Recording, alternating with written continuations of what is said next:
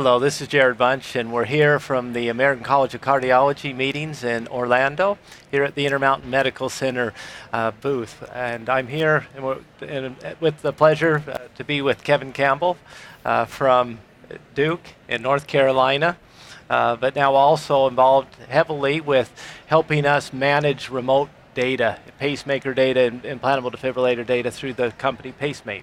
That's right. And so we're here just to talk about some of the studies that excite us from the electrical side of things. And so there were two that we think we identified. One was the VEST trial, and this was a trial where people at high risk after a heart attack received a wearable defibrillator, trying to get at the sudden death rates.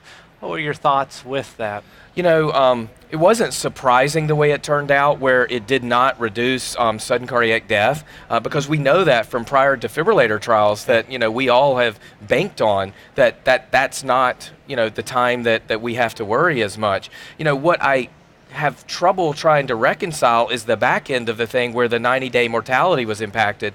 And I have to think maybe it's because if these guys are in a clinical trial, they're being followed more closely, there's more touch points, and maybe that might be the message from VEST, that these people are at risk and we need to follow them more closely. Maybe it's not an arrhythmic death, maybe it's reinfarction, maybe it's heart failure. There's other things out there, then we need to understand it better. Yeah, I think that's right on. The device is designed to treat fast rhythms from the bottom chamber, but they clearly picked up more strokes, more events, just monitoring these people and getting them constantly engaged in the system and communicating with us. And so maybe that personal communication, whether it's through remote technology or face-to-face, can impact outcomes. Well, you know, that's one of the things that I love about PaceMate technology is we're the only company out there in the space that has real-time live follow-up. In other words, you know, if you have a device, a monitoring device, whether it's a implantable loop recorder, a defibrillator, a pacemaker, or even a wearable, if we can integrate that to our dashboard, then, you know, rather than finding out about this ultimately when this paper comes to the doctor, your doctor can find out about it in real time and act on it within 15 to 30 minutes. And, you know, I would like to actually, I think it'd be a great application to study PaceMate type monitoring in those, you know, early post-MI patients. And is there something we can find that triggers us to see that patient more often? So we have the digital, you know, touch points, and then trigger more intensive follow-up in office. Maybe that's the answer. Oh, absolutely. And I think we get at that group that does benefit. We don't know who they are. We know some will receive shock, some will benefit. But with our current technology, our current approach, we can't sort it out. Kind of on that lines, there's another interesting study run through the Scripps Clinic and Eric Topol and his team, where they looked at patients that were dismissed from the hospital with moderate to high risk for stroke. These are elderly patients over 65 with another risk factor, hypertension or diabetes or echocardiographic markers of risk. And they said, well, these patients are at high risk of atrial fibrillation. If they have it, we'll start anticoagulation. So they put over 6,000 on monitors. And they found that they detected more atrial fibrillation.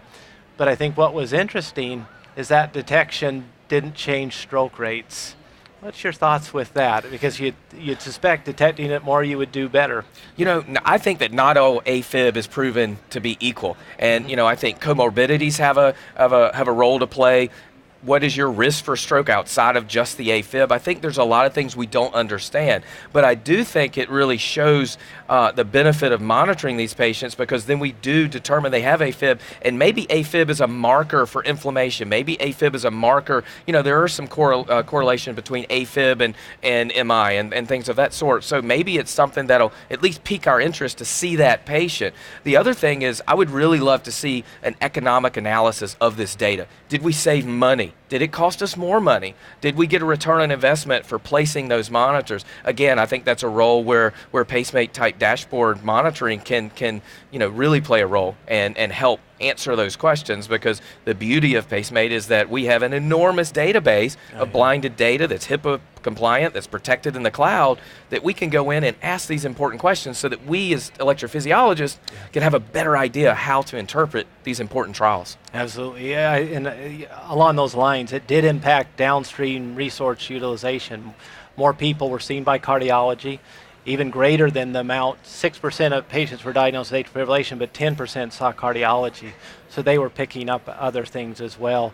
A certain group got pacemakers and defibrillators as well.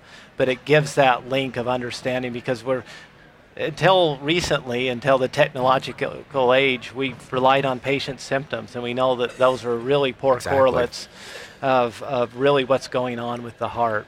You know, I think the real benefit here is it's another proof that engagement makes a difference. And the more we can engage patients, have digital touch points so that we're not overwhelmed in the office and we are able to allocate office resources for the highest priority, I think it's great because it gives us the best of both worlds. I can see you post-MI every day, every week, but I don't have to see you in the office. I can see you digitally. And I think that may change the way we practice medicine going forward. Oh, very much. We're going to digitize the human. Exactly. And we're going to, now the trick is what data is the most helpful, how to manage it. And I think PaceMate is definitely in that area, how to manage the tremendous amount of data quickly and most efficiently. But it's great to be here with one of the legends of our field in beautiful Orlando, and thank you very much. Thanks for having me. My pleasure. It was great.